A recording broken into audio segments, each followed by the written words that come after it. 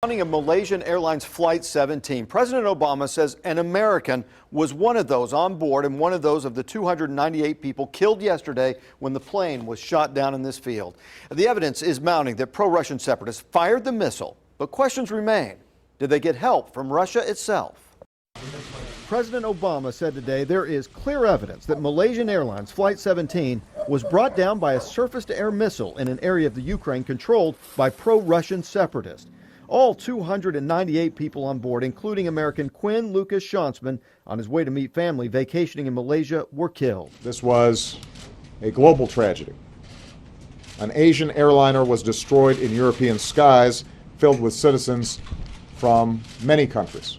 So there has to be a credible international investigation into what happened. The FBI and National Transportation Safety Board are sending experts to assist in the investigation, but it won't be easy. That crash site spans over 10 miles and is in an area controlled by rebels who may have blown up the plane. This should snap everybody's heads to attention and make sure that we don't have time for propaganda, we don't have time for games. We need to know exactly what happened, and everybody needs to make sure that we're holding accountable those who committed this outrage. The U.S. ambassador to the UN says that the U.S. cannot rule out Russia's help in this attack. White House says that these separatists have blown up planes before with Russian weapons, but never a passenger plane. If indeed Russian-backed separatists were behind this attack on a civilian airliner, they and their backers would have good reason to cover up evidence of their crime. Most of the passengers were Dutch. The plane originated in Amsterdam. Among them, a student from Indiana University.